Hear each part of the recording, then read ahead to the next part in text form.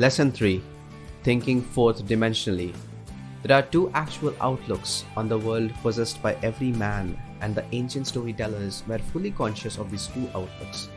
They called one the carnal mind and the other the mind of Christ.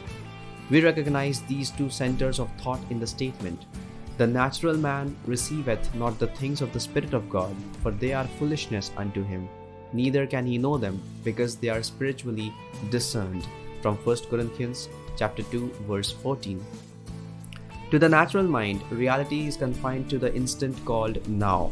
This very moment seems to contain the whole of reality. Everything else is unreal. The natural mind, the past, and the future are purely imaginary. In other words, my past, when I use the natural mind, is only a memory image of things that were. And to the limited focus of the carnal or natural mind, the future does not exist. The natural mind does not believe that it could revisit the past and see it as something that is present, something that is objective and concrete to itself. Neither does it believe that the future exists.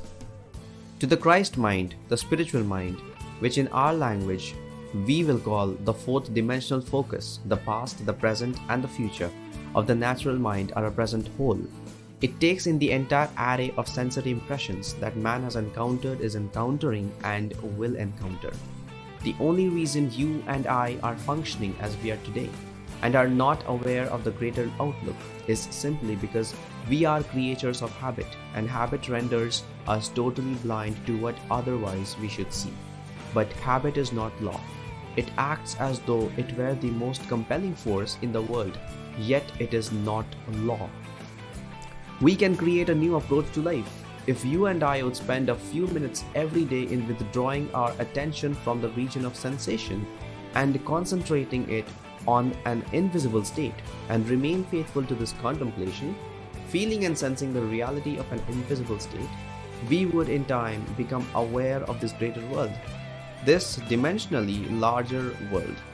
The state contemplated is now a concrete reality displaced in time. Tonight, as we turn to our Bible, you be the judge as to where you stand in your present unfoldment. Our first story for tonight is from the 5th chapter of the Gospel of Mark.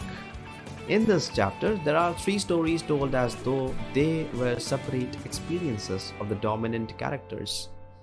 In the first story, we are told that Jesus came upon an insane man, a naked man who lived in the cemetery and hid himself behind the tombs.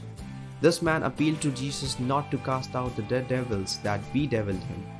But Jesus said unto him, "Come out of the man, thou unclean spirit," from Mark chapter 5 verse 8.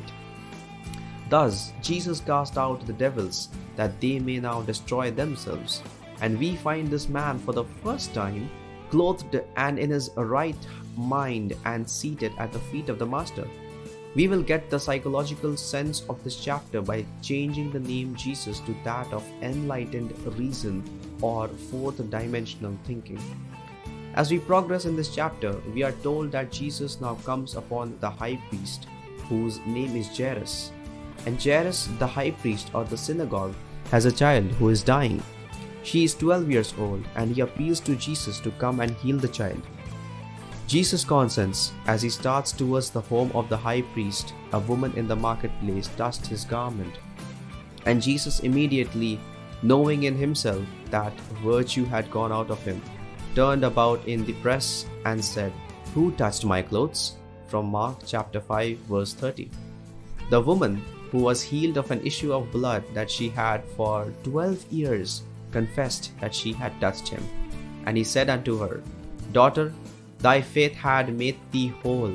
Go in peace," from Mark chapter 5 verse 34. As he continues towards the home of the high priest, he is told that the child is dead, and there is no need to go to resurrect her. She is no longer asleep, but is now dead. As soon as Jesus heard the word that was spoken, he saith unto the ruler of the synagogue, "Be not afraid, only believe," from Mark chapter 5 verse 36. And when he was coming, he saith unto them, "Why make ye this ado and weep? The damsel is not dead, but sleepeth," from Mark chapter 5 verse 39. With this, the entire crowd mocked and laughed, but Jesus, closing the doors against the mocking crowd, took with him into the household of Jairus his disciples and the father and mother of the dead child. They entered into the room where the damsel was lying, and he took the damsel by the hand and said unto her, Damsel, I say unto thee, arise. From Mark chapter 5 verse 41. From this deep sleep she awoke and arose and walked, and the high priest and all the others were astonished. And he changed them straitly, that no man should know it. And he commanded that something should be given her to eat. From Mark chapter 5 verse 43. You are this very night, as you are seated here, pictured in this 5th chapter of Mark. A cemetery is for one purpose. It is simply a record of the dead. Are you living in the dead past? If you are living among the dead, your prejudices, your superstitions, and your false beliefs that you keep alive are the tombstones behind which you hide. If you refuse to let them go, you are just as mad as the madman of the Bible who pleaded with enlightened reason not to cast them out. There is no difference, but enlightened reason is incapable of protecting prejudice and superstition against the inroads of reason. There is not a man in this world who has a prejudice, regardless of the nature of the prejudice, who can hold it up to the light of reason. Tell me you are against a certain nation, a certain race, a certain ism, a certain anything. I do not care what it is. You cannot expose that belief of yours to the light of reason and have it live. In order that it may be kept alive in your word, you must hide it from reason. You cannot analyze it in the light of reason and have it live. When this fourth dimensional focus comes and shows you a new approach to life and casts out of your own mind all these things that bedeviled you, you are then cleansed and clothed in your right mind. And you sit at the foot of the understanding, called the feet of the Master.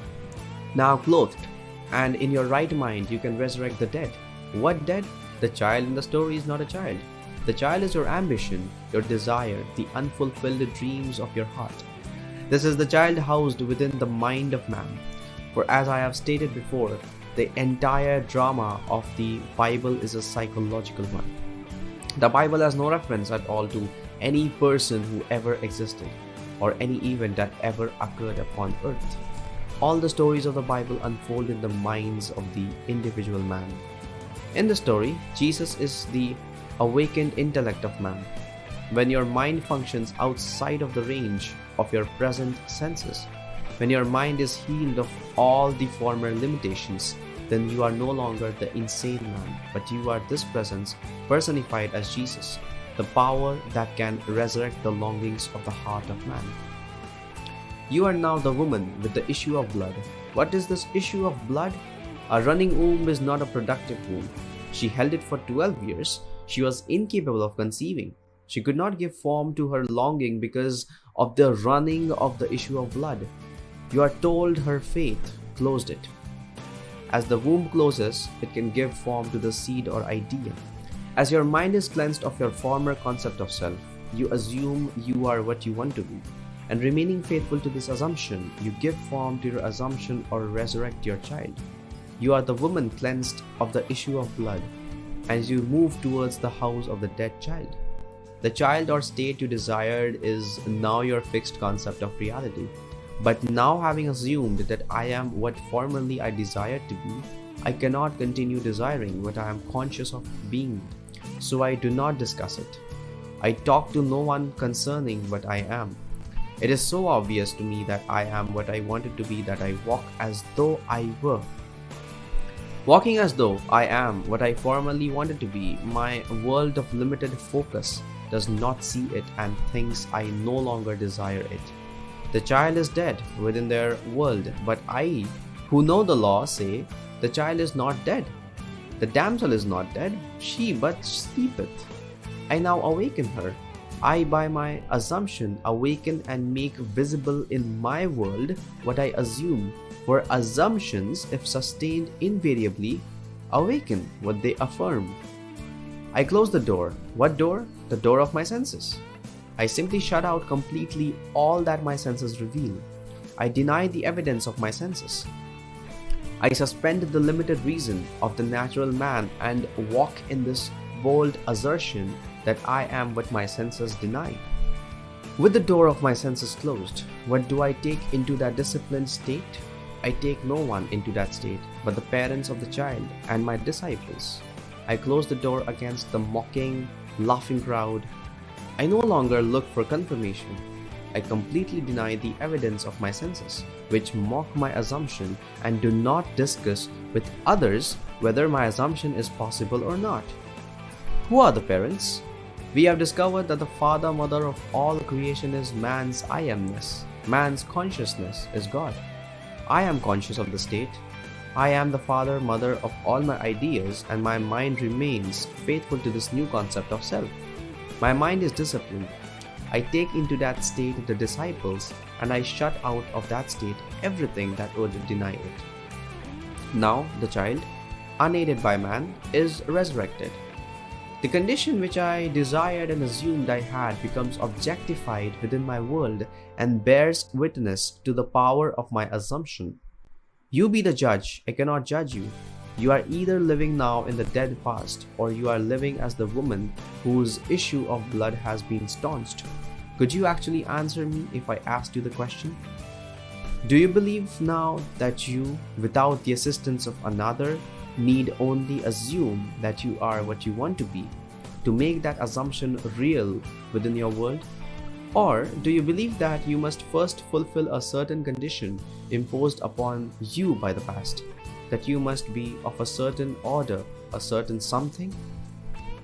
I am not being critical of certain churches or groups, but there are those who believe that anyone outside of the church or group is not yet saved.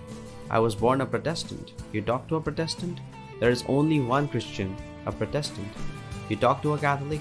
Why, there is nothing in the world that is a Christian but a Catholic. You talk to a Jew, and the Christians are heathens, and the Jews are the chosen. You talk to a Mohammedan, Jews and Christians are the infidels. You talk to someone else, and all these are the untouchables. It does not matter to you whom you talk, they are always the chosen ones. If you believe that you must be one of these in order to be saved, you are still an insane man hiding behind these superstitions and these prejudices of the past, and you are begging not to be cleansed.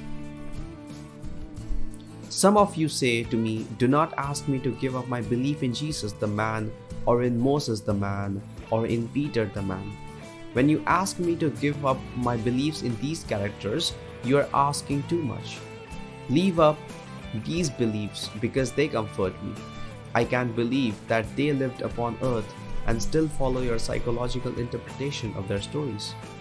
I say, come out of the dead past, come out of that cemetery and walk, knowing that you and your Father are one, and your Father, whom men call God, is your consciousness. That is the only creative law in the world. Of what are you conscious of being? Although you cannot see your objective with the limited focus of your three-dimensional mind, you are now that which you have assumed you are. Walk in the assumption and remain faithful to it. Time in this dimension of your being beats slowly, and you may not, even after you objectify your assumption, remember there was a time when this present reality was but an attitude of mind. Because of the slowness of the beat of time, here you often fail to see the relationship between your inner nature and the outer world that bears witness to it. You be the judge of the position you now occupy in this 5th chapter of Mark. Are you resurrecting the dead child? Are you still in need of having that womb of your mind closed? Is it still running and therefore cannot be fertile? Are you now the insane man living in the dead past? Only you can be the judge and answer these questions.